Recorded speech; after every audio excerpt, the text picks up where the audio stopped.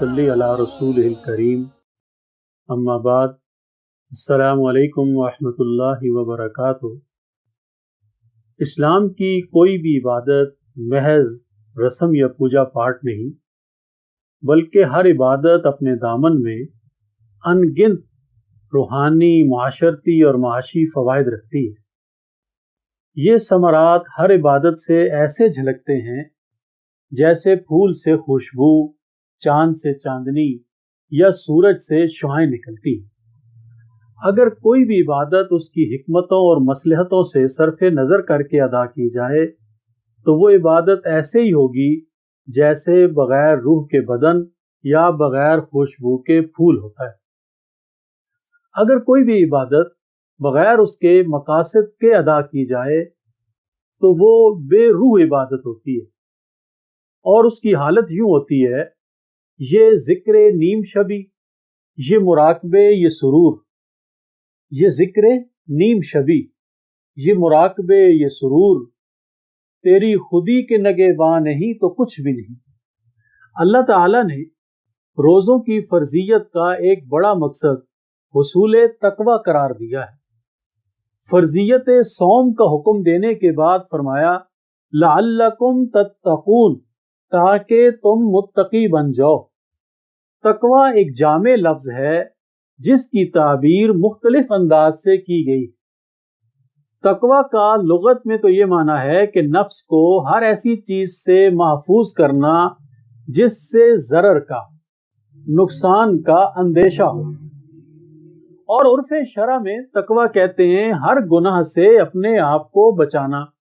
اس کے درجے مختلف ہیں اور ہر ایک نے اپنے ذوق کے مطابق اس کی تعبیر اور تشریح کی ہے، اور جو تشریح اور تعبیر اس کی ہمیں زیادہ موزوں لگی یا جسے ہم زیادہ مناسب سمجھتے ہیں وہ یہ ہے کہ انسان کسی ایسی جگہ پہ نہ جائے جہاں سے اللہ نے اس کو منع کیا ہے، اور کسی ایسی جگہ سے غیر حاضر نہ ہو جہاں کا اللہ نے اسے حکم دیا ہے۔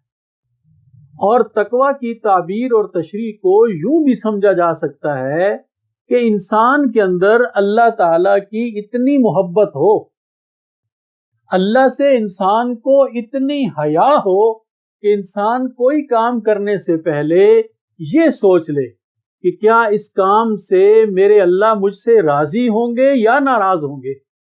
اور جب انسان کی یہ کیفیت بن جائے کہ میں کوئی ایسا کام نہیں کروں گا کہ میرے اللہ مجھ سے ناراض ہو جائیں، اور میں ہر وہ کام کروں گا جس سے میرے اللہ مجھ سے راضی ہو جائیں، تو یہ ہے تقوی کی وہ کیفیت جو اللہ کو مطلوب ہے۔ تو رمضان کے روزے ہمیں یہ سبق سکھاتے ہیں، ہماری یہ تربیت کرتے ہیں، ہمیں یہ بات سمجھاتے ہیں کہ ہمارے اندر تقوی کی یہ صفت پیدا ہو جائے کہ ہم کبھی بھی اللہ کی نافرمانی کا تصور تک نہ کریں۔